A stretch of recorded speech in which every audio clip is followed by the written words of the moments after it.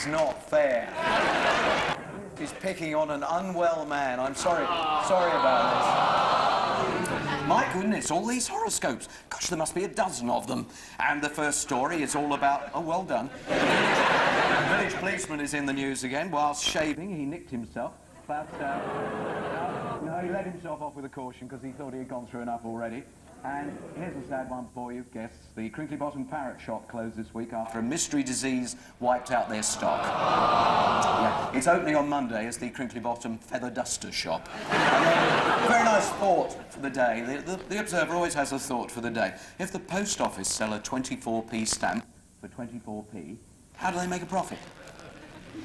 That's an interesting thought, isn't it? Here now, ladies and gentlemen, if music be the food of love, prepare to throw up!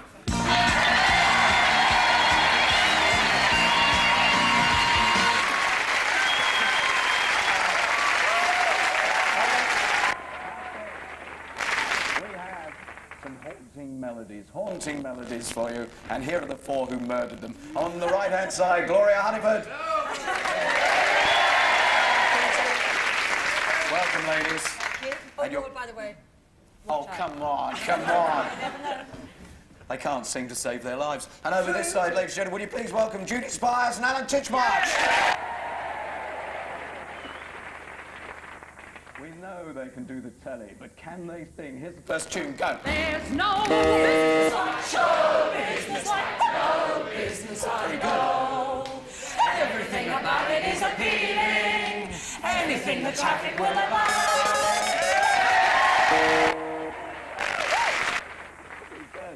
And who recorded that? Ethel Merman. Well done. For an extra point, and on we go. Getting to know. Oh, yes. Getting to know all about you. Sing up. Getting to know you. Like me. I think Mum carried that one. On we go to number 3. Yes. Brother and sister, open your eyes, must you my trouble visualize hell on earth, where men are sent in effort to make the wicked repent. These poor people under this honorable protocol will escape from this prison. Nobody has. Everyone dies. It's a very big hit on the RCA record label back in... Isn't it? I think actually it's gone higher. Well, your guess is as good as mine as to what happens now. Changing, trying to please me. You've never felt like that before.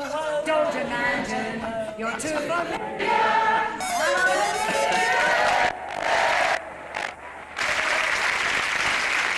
All right, get the scarves and rattles at the ready, go.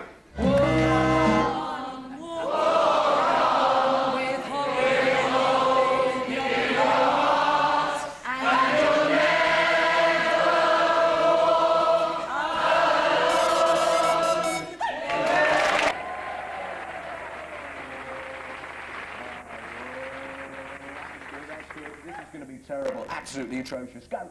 Starts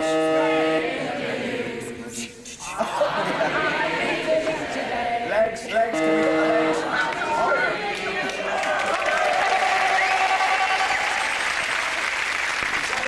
Actually time for one more. Yes, one more. No, that's it. What a shame. They really only got 5. It says 5 here and 18 over there. 15. Oh, 50. Oh, they've got the box round the wrong way here. It says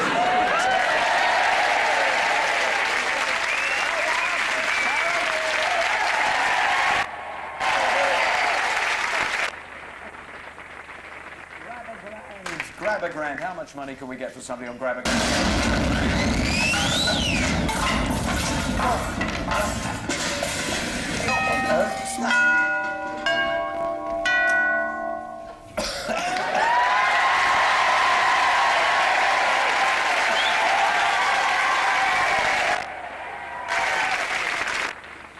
What on earth happened? Your time machine has blown up.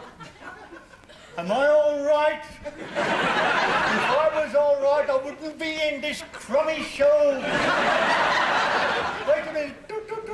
My time machine, it worked. This is now 19... 1972, and you are 4 years old. Happy birthday to you. But it's blown up. You mean it's self-inflatable as well? This is a scientific term. What? I was trying to tell you is it's failed. It's a complete and absolute failure. A failure? Yes. All my life I've been a failure. When I was only 2, my poor father died from deafness. Deafness? Yeah, there was the steamroller coming up behind him. What was the time machine like? It was like a sketch, very simple. It was a Sinclair electric bike propelled by the human voice. You set the year 19072, and then I shouted the Noel Edmonds Show. Noel Edmonds Show into the petrol tank. What made you think it would work? What, are you kidding? That's enough to put anybody back 20 years.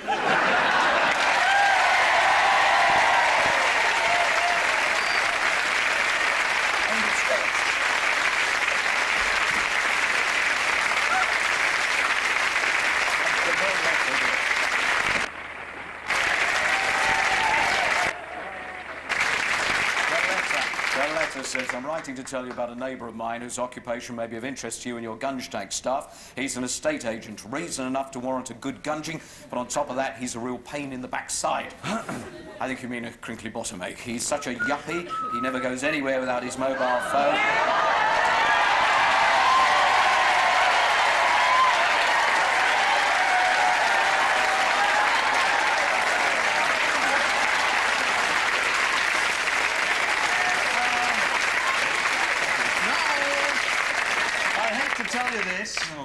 But these letters are fabricated, my dear. Yes, if this was a film, it would be called Travis 2. Judgment Day. Ring your bell! Go on, ring it! Ring it! Oh dear, this is most cruel.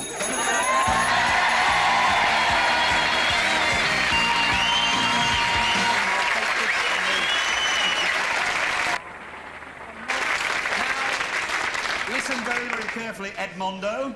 I'm not a well man, I mean... Isn't it strange, but the day you got me, I had a sore throat as well. OK, now listen, sit in that seat. There's a card there to remind you of what to do, because I realise you've gone to pieces. And what we're going to do is ask all the punteroonies at home to phone up and vote for whether he gets it or whether I get it, you see? This is the point. Now, I know normally, Noel, that you would actually give people a chance to defend themselves. Yes, please. I have a 7-word defence, ladies and gentlemen. Here it is. I am not Noel Edmonds. No way.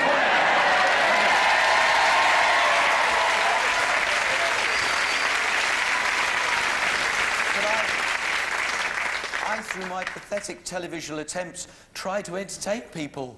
Ha! Rubbish! Well, if you think I should get it, it appears to be 0891 800 311. What are you laughing at? Just because I...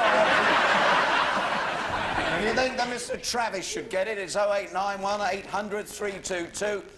I'd be terribly grateful if it was him. I think it would show tremendous appreciation from the British public for what I've been trying to do for the last... Oh, shut up and get on with the show! What's the matter with you?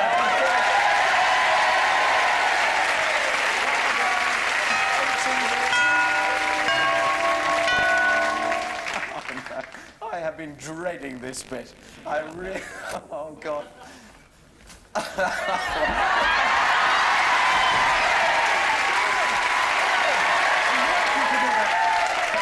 weeks, but right now, I tell you what, let's go back to 1977. You'll recognise Roy Castle, but see if you remember the animal impersonator on this. Who is it, all right?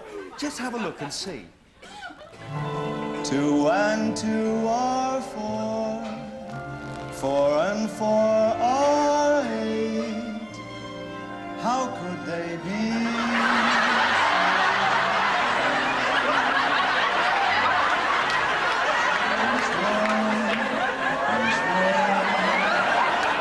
Measuring the marigolds. Seems to me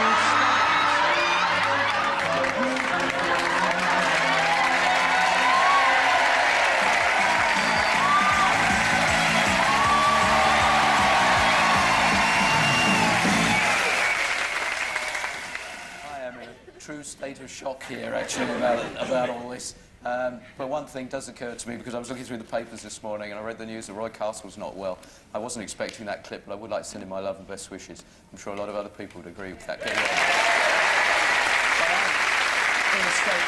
I am in a total state of shock. I begin to understand how the kids feel when I chat to them on Wait Till I Get You Home. I travel around the country, chatting to anything up to 150 kids a year. Here's more of those clips of things that we haven't shown so far. There's Paul in Plymouth, Carl and Rachel in Newcastle. And the conversation got round to the subject of how do you know whether mum and dad like each other? How do you know that they like each other? Because in the kitchen, my dad always goes up to her and goes, "Come on, give us a kiss." Do you ever try and stop it? Yeah, I just goes, "Come on, there's children here." What do you think it was that made your dad look across that pub counter and think, this is the woman for me?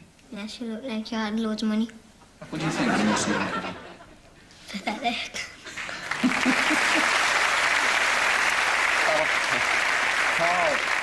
Carl, you saw there, was certainly one of my favourites. I met Gary in Liverpool and Tyrone in London, and Catherine from Newcastle, and Carl, of course, from Newcastle. And it's quite fascinating to talk to kids about what boys think of girls and what little girls think of boys. Describe to me your ideal woman. Blonde. Black. Skirts. And yellow top.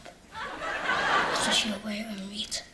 Just imagine this is a park bench, and I'm her, and you're you. What are you going to say? Ugh. Why her? Because you're not a girl. Well, we were pretending. Oh, Come on, you've got to get round to asking me to marry you now. will you marry me? You don't think this is maybe lacking a certain sort of style and class? Maybe there ought to be a bit more to this. Will you marry me? Got a girlfriend? Why not? Just don't want one. I want to be a free man. What do you think is the main difference between girls and boys, then? Probably something wrong with boys. Some boys in my class haven't got a brain.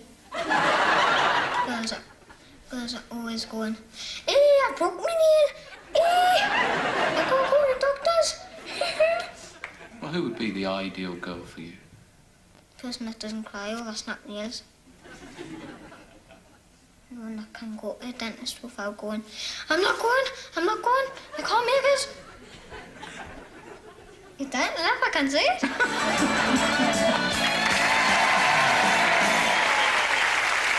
big thank you to all the kids I talked to during the year, some 150 odd, and if we haven't used your segment, I'm sorry, but I thoroughly enjoyed chatting to you. Lovely letters come to me from Julie and Richard Russell, who are in Plymstock in Plymouth, and they said, we thought you'd like to observe one crinkly bottom being watched by another crinkly bottom. And I thought this was lovely. Look at that. They say, our daughter Catherine is absolutely potty about you. Could you please send us a copy of The Observer as we've run out of baby wipes? Well, thank you very much indeed. Now, this is the last house party, I'm sad to say, but we're busy little bees and already thinking about things like Noel's Christmas presents because we plan well ahead. And is there somebody in your life that you would very much like to give an unusual gift to? It hasn't got to have monetary value, but if you've seen my Christmas show, you'll know exactly what I mean. If they are special to you and you'd like to do something special for them, I'd love to be able to help. So I'd like to hear from you, and we can plan over the coming months to include them in Noel's Christmas presents. Also, we've got a feature called Icebreakers, which we want to have on our next series. Are you having trouble chatting up a member of the opposite sex? Or maybe it's that the neighbour won't give you back the lawnmower that he borrowed about 6 months ago, and you can't get round to bringing up the subject. We can break the ice with Icebreakers, and Icebreakers and Noel's Christmas presents are room 3305 at the BBC Television Centre, Wood Lane, London, W12 7RJ. I'd love to hear from you, even though we won't be on the air after this Saturday. Now, this is the moment that I'm not looking forward to, because we can have our first Gunge update. How are you phoning? Is it... Oh, no.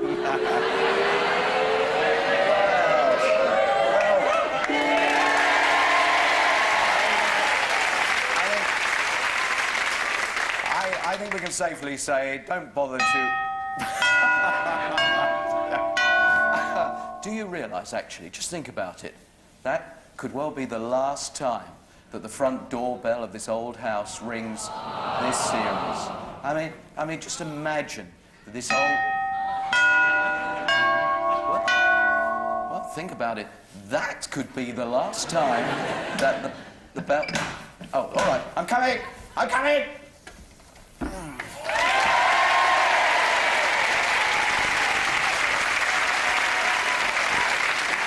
Mr. Edmonds. Yes. I am the Duke of Crinkly Bottom. Well, good evening, your Duke. It's Grace.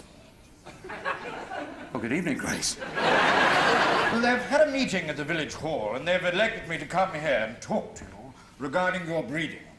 Oh, well, I don't need any help on that score, because the 4-year-old starts school in May. Yes, well, maybe you should go with her. Let me explain something to you. See, as I came in here this evening, I noticed on the front lawn you had one of those cows with horns. Bull.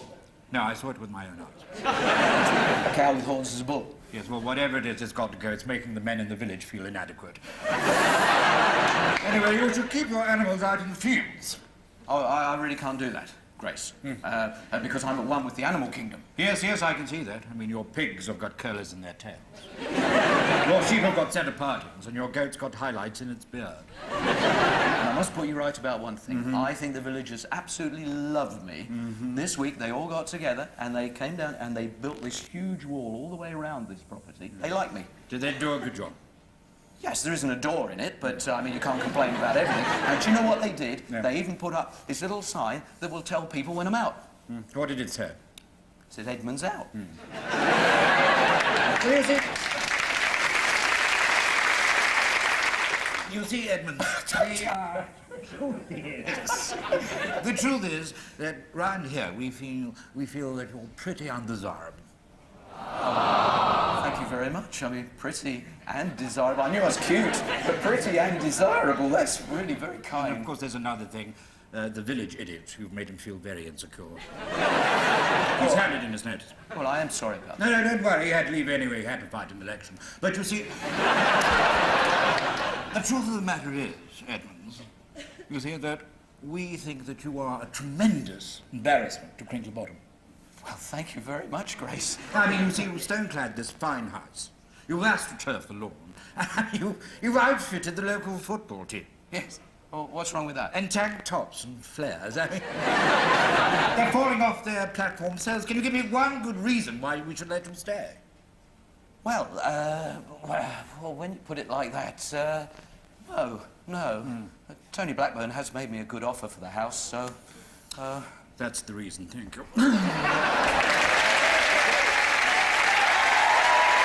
Something strange on your television, Main TV.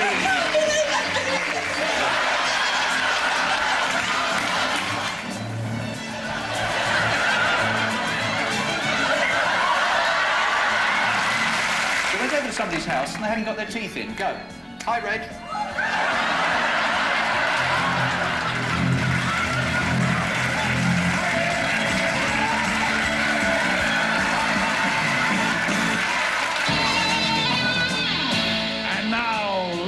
From Crinkly Bottom to you, NTV!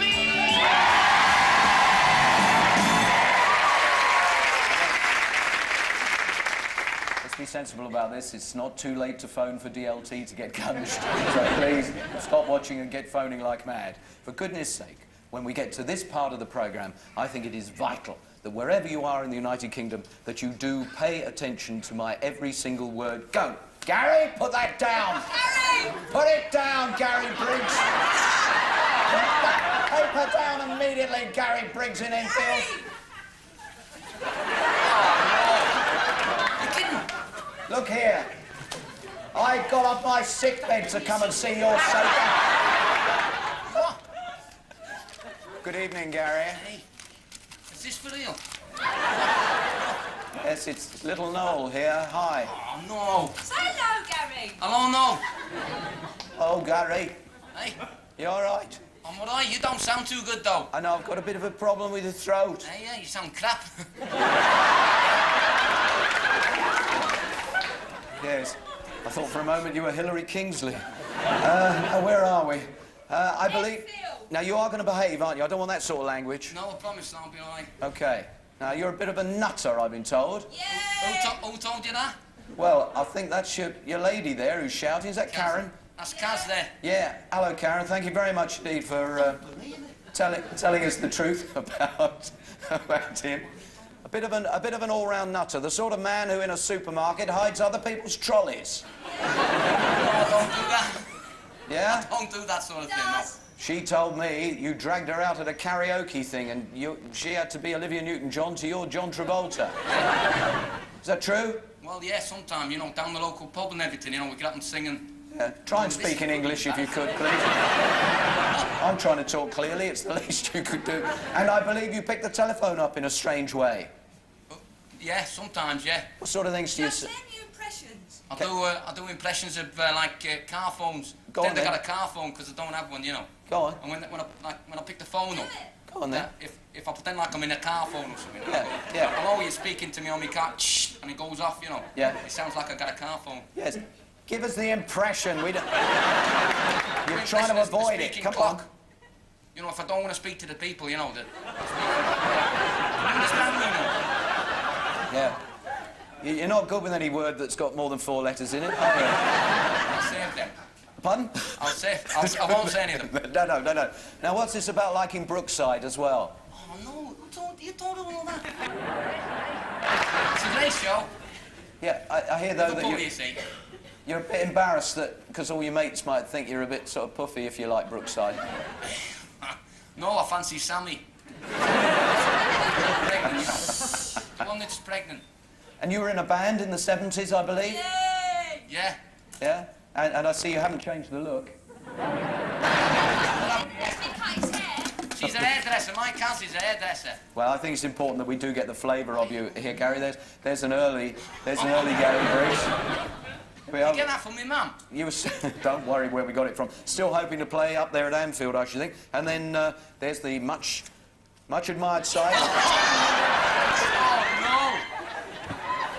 Gary Briggs, purveyor of builders bottom to the nobility. Just remember where I parked my bike now, no.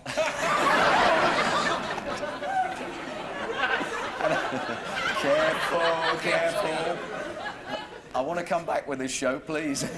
Now, I believe that you're also a bit of a macho man. You like to pretend you're Kato out of the Sellers movies. Oh, yeah? Yeah. You leap up from behind Hide in things. the cupboard. Go and hide behind the sofa and then show us how you do it. Go on. Go on. Imagine Karen's walked into the room, and how would you do it? Well, I'll jump out of the cupboard. Yeah, go on. No, she's just walked into the room now. I want that! Oh, I think I've done myself a mischief there, no. This is what he looks like. This is the macho man. This is the real macho man. Now, there's another little secret. I believe that you've been very critical of some of the people we've had on NTV. You actually don't think that they're very good at performing. No, he doesn't ever. No. It's incredible. Your voice is going up and down more than mine. So Karen clearly doesn't believe that that you think much of the NTV people. No, he doesn't. He's always moaning about stuff. Do you know what, Gary? I didn't like you to start with. I feel sorry for you now. She never said... Never let you get a She's word always in butting in. What about the... Speaks through her nose because her mouth's worn out.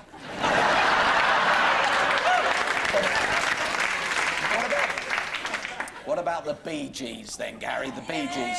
You like the Bee Gees? Yeah, I love the Bee Gees, yeah. Right, give us your Bee Gee impression. We've got the stuff here. Here it is. And what you got there? There. Great. Oh, no, where'd you get this from? Come on, Gary. Oh, no. Come on, pop it on and let's... We'll give you a burst of music to get you in the mood. Right. Let's see it now then.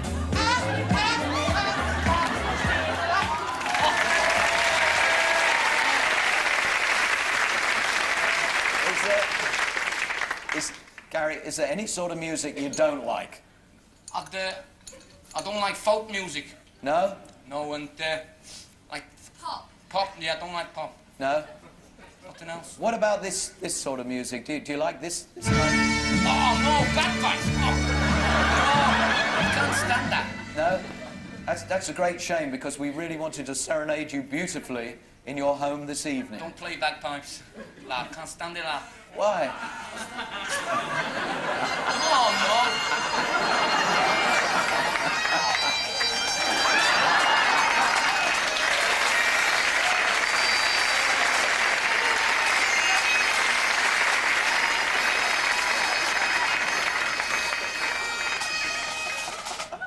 Now, Gary, it's your lucky evening. Oh, no, this is terrible, no. No, Gary... What do they wear under their kilts? You're about to find out, Gary, because in just 8 or 9 seconds' time, you're going to entertain the nation in Scottish Highland costume, and we'll come back to you in just 2 little tickles. So that's Gary, who I think by anybody's stretch of the imagination is a little bit gobsmacked by everything that's going on. Now, NTV will finish, of course, with the house party in a few moments' time. But if we can set anybody up for you, I need lots and lots of information, please. Don't just give me a name. I like to know whether or not they like Highland music or whatever. Give me all the information possible to NTV room 3305 at the BBC Television Centre, Wood Lane, London, W12 7RJ. And here's Gary finding out exactly what they wear underneath the kilts and his own Scottish performance for us on primetime TV. Go for it, Gary! Sorry, putting his kilt on. Oh, never mind. Never mind. It's a live show. We've got to get on with it.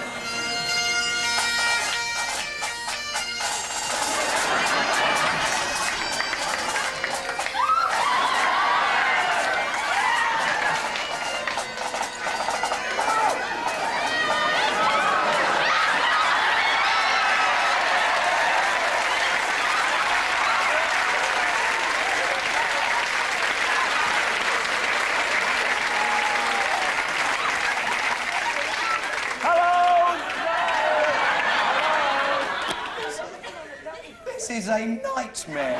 What's a nightmare? I don't believe this is happening. What are you doing there? You're meant to... That's Enfield. You couldn't have got from Crinkly Bottom to Enfield. Listen, I'm a quick mover when I need to be.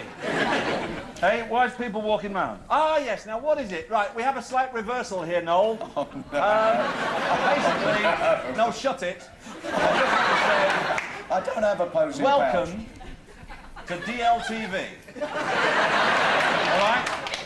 Now, what is it you usually do at this point? You usually reach into a chest at your side and you look for various bits and pieces. Oh, no. No, Dave. What have we got here, first of all? What about money, Dave? Yes, you do recognise that bag, don't you, Noel? Can I briefly explain to all the Pontaroonies that the reason he's looking like that is because once upon a time he was on Bryman Airways and a stewardess spotted him, fancied him like mad, and she was all over him. She was talking to him all the way through the journey. And at the end, she filled up one of these sick bags with little bottles of stuff which I suspect you may need by the end of the programme, Noel. Also, her number as well. I've got it here, so Helen, he's I'll going to save kill it. me. What else have we got here? Ah, now, we know that you're a secret admirer of Tony Blackburn, in spite of the fact Very true. that he's been popping in and out of the show. And here's an early shot of you, hopefully looking for a signature from Noel, and possibly a haircut as well. Also, we have something here which we've whisked off from your bedroom wall, which is rather nice. And it's shown on the wall, and it says, "To my #1 fan, lots of love, Tony." Well, it's time to go grab a grand. No, not yet, pal. Not yet. What else have we got here? Oh, yes, the fashion icon. We've got stuff here. We've got a picture of you with Vidal Sassoon, which is quite sweet, really. Quite nice. Can I ask you a question, Noel? Oh, go on, Dave. Do you recognise this? Well, Safety person? Anything to do with you wanting your hair right in the mornings when you've got an early start? No, possibly not. However, you may well recognise this, Edmund, because what we have here is your #2 Irish jig. Now, the reason we have the number 2 here, which we stole, is because obviously you're wearing the number 1. Now, look, you can tell. There it is. He's doing the bit with his head. That is definitely not real. And we can reveal for the first time to the puntaroonies around the world what you look like without either of those on. And there it is. Okay, so obviously, you've got a nickname, Noel, in the office. What's that nickname? What? I'm sorry, I couldn't hear you. The guests were enjoying The themselves. nickname you have in the office. King of Comedy, is it? Something like that? Yes, it's very much a nickname, yes. Well, if you have to be King of Comedy, you have to get everything fairly word perfect, don't you? Oh, no. Have a look at this, Noel. Oh, no. Thank you. I'd like to trade places with Giuseppe Alvarez, who used to live in Crinkley Bottom. Right. About 150 years ago, and he was buried in the graveyard. Right. 200 times. 100 times. Now, do you know, going live is Did I say he was the inventor of the yo-yo? Going live is about 5 years old. All right, kids. Now, ladies and gentlemen, I have to tell you, Rather spoil Edmonds the at this gag point there. usually finds a piece of the victim's underwear. We've been in drawer number 2 in your house, Noel, and we found your favourite underwear, which we shall bring up to show everybody now. And there it is, which is rather special. Now, one other thing I have to tell you is that today is the day. Come here, guys. Oh, what have I done to deserve this? These 2 are not really who you thought they were, just in case. No. Do you want to take off your wig, my darling? A famous yogurt pot. I am the swine you stitched up with Tessa Sanderson. Yes! Bobby Davro! Bravo! Noel, I have one final bit for you here. This is my own underwear. I don't do this in public usually, but cop for that.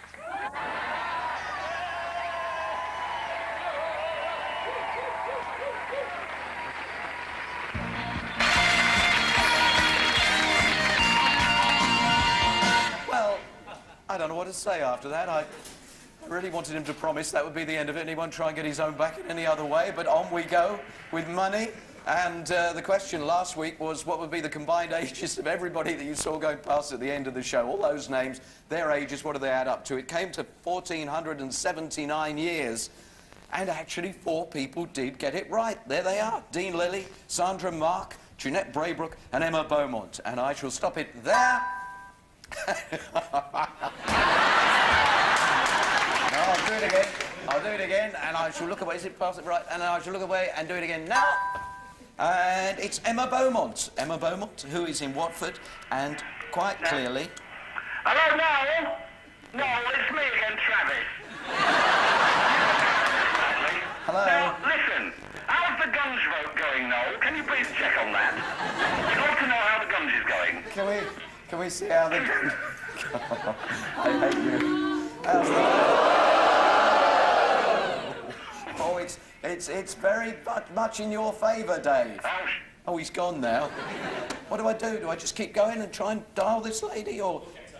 Oh, we'll get her later, will we? I know the feeling. Well, ladies and gentlemen, I hate to think who's going to walk down these stairs to the old house here in Crinkley Bottom. No, this should not be happening either. Oh, now, Travis can't be a bit tired.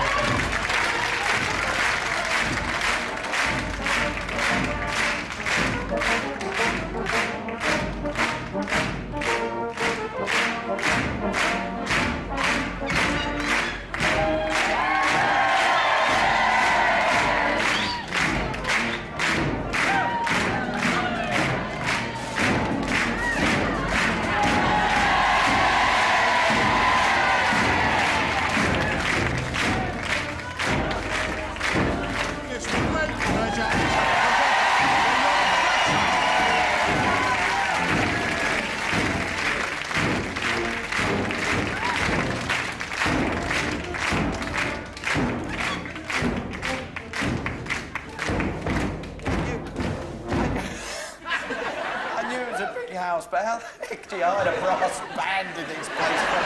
Well, Will he come down? Howard Stapleford should come down.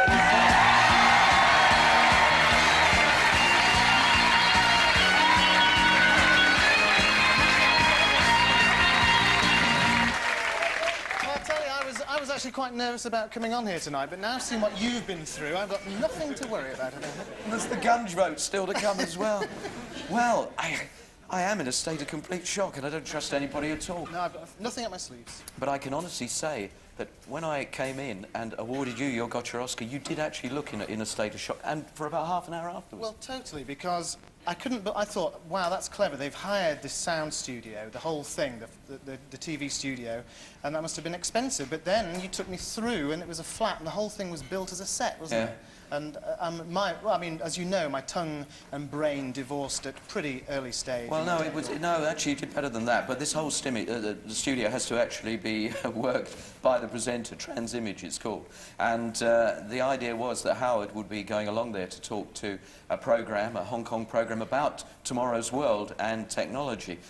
We actually then gave a scenario to it whereby it was the wrong Howard Stapleford. And so he has to go through that agony. Also, there's a terrible delay. His earpiece keeps falling out. It's a bit like the Duncan Goodhue thing we did a couple of weeks ago, except this mistaken identity was brilliant. And as Howard has said, we were just the other side of the wall, hence the lip mics. And Transimage now presents Howard Stapleford, who is about to promote, he thinks, tomorrow's world, but he's going to have agony.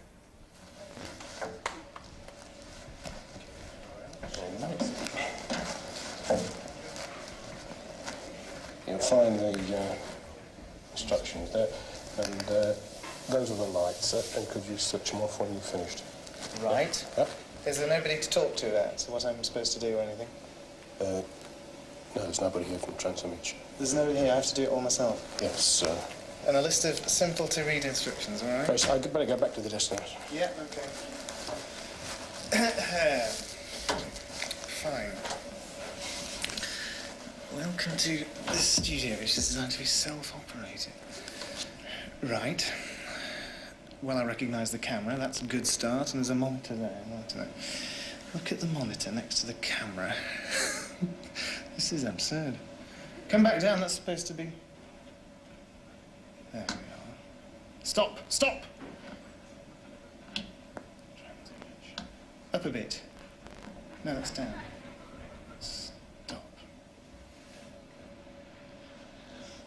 When the telecom tower contacts you, they will set the sound levels.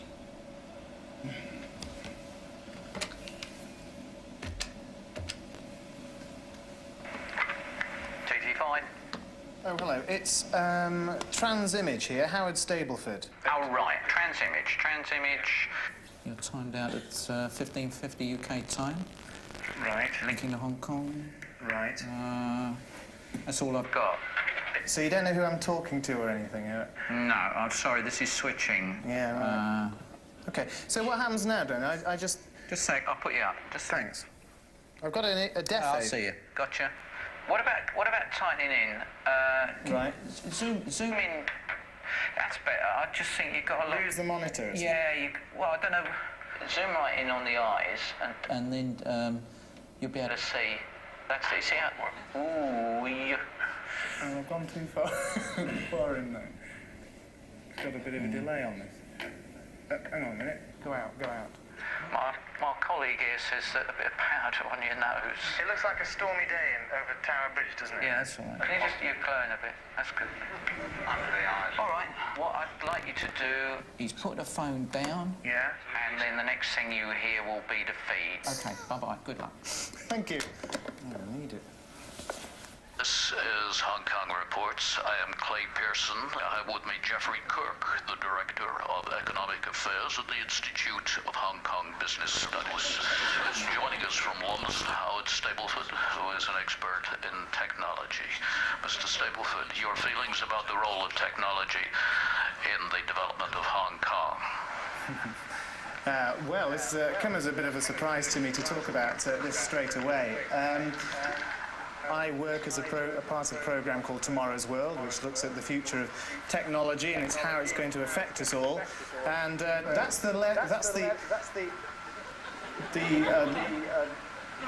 I've got a bit of delay on here. That's the extent of my knowledge on the technology, but... We have a very slight problem, Mr. Stableford. The camera. Thank you.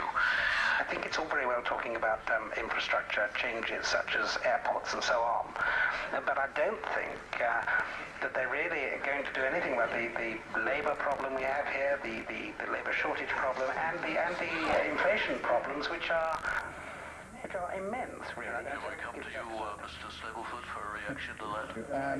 Excuse me, I'm just having a lot of trouble with my tilt and pan here. I'm sorry this is a bit of a mess, but there's nobody here in the studio to help me out. No, nothing springs to mind. Mr. Kirk, how do you feel about Mr. Stableford's response? Yes, the point I was going to make is that the article that I read of Mr. the Stableford's in the Economist Intelligence Unit, the last quarter, I think it was an article which I found myself disagreeing with almost entirely. I'm sure you did, Mr. Kirk. Whilst I just try and centre myself between the bridge, I have to point out, Mr. Kirk, that I've never written such an article. And maybe you're getting mixed up with another Mr. Stableford.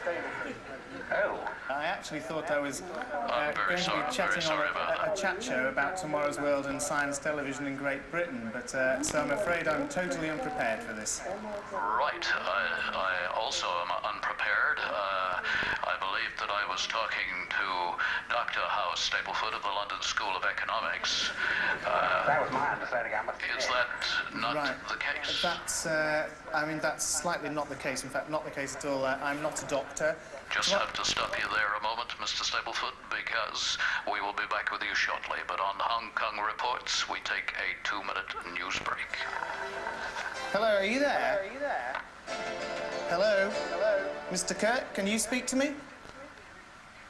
Can you beam me up, Mr. Kirk? Hello? This is Clay Pearson in Hi, Hong Kong. Clay, I'm terribly sorry about this. I must admit, my briefing notes suggested that you were Dr. Howard where did you get Stableford that of the from? London School of Economics. Where on earth have you got Dr. Howard Stableford LSE from? I'm looking to my production assistant and getting no helpful signs here at all. We have 15 seconds. What we will do, Mr. Stableford, is just wrap this up for our audience so I think for everybody's sake, that's a very good idea. So we don't look too foolish. We're coming back now. We have 3, 2. I'm glad it's not being shown over here. We have an unusual situation with our link to our studio in London. It appears we have the wrong Howard Stableford. But I would like to thank him very much indeed. Mr. Stableford, thank you very much. We continue now with a look at the fishing industry and the way in which... Hello? Hello? This is Telecom Tower here. So how did it go? All right? I mean, I've never been here. I also was given very scant instructions as to what I was doing here, and I find myself in a lot... Yeah. Where are you? Where are... I'm here!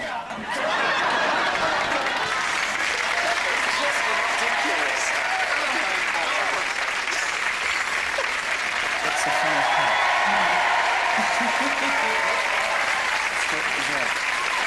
All this time I've been worrying about what I said and what I did, and the word plonker kept coming into my head. No, you carried it off very well, because we put a lot of detail into that. There was the delay that made me convinced it was true. I know the it was state a of shock. roller coaster ride I feel couldn't it at get the off. moment. Howard, well done. Your own gotcha Oscar. Howard Stableford.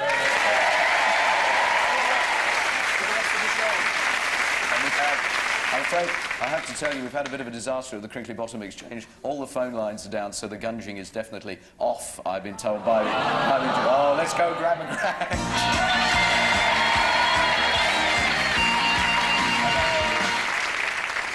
Hello, is that Emma Beaumont? It's Beamont, actually. But Beamont, Emma, hello, sorry for getting your name wrong. That's okay. And what would you like to do with the money that we hope to get for you? I'm going to pay off some bills and take a holiday with my husband, my son, and my friends Kevin Julie. Could I come with you? I feel like I need a holiday, Emma. You can now, yeah. Now, we've got quite an interesting decision for you here. It's United money. I can give you United Kingdom money, I can give you United Arab Emirates, or the money of the United States. Which would you prefer to go for? The one that's worth the most. Yes, quite. Quite. So, which do you think is worth the most? Quick. English. English. Well, that's the 1500. If you'd gone for the United Arab Emirates, it would have been 1592, but you did pretty well there, and we've got a great guy to go, grabbing the money for Emma. Fantastic bloke, one of my heroes. Please welcome Frank Bruno.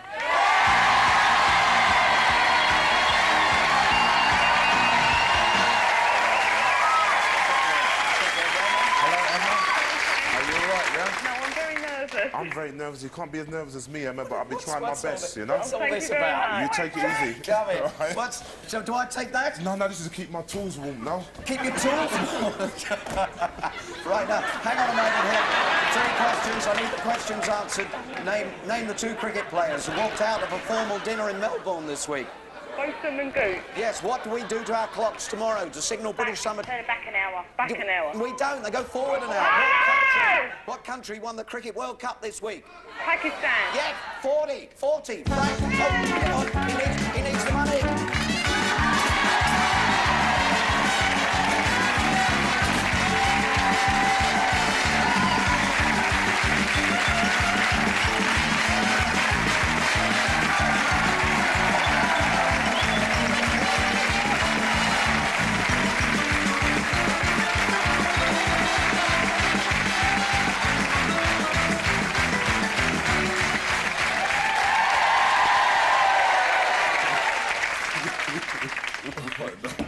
You missed one. I'm sorry. You missed one.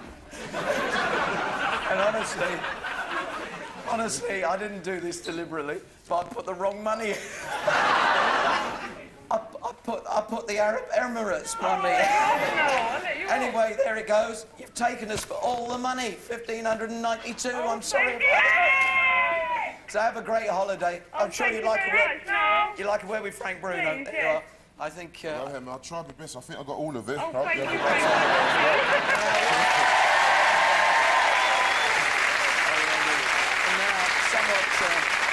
Somewhat trepidatiously, I am going to ask, I thought it was going to be between an estate agent and a used car dealer, but what is your voting in the Gunge? What is the final voting? Yes, very good. Oh, wrong computer. Oh, I like that.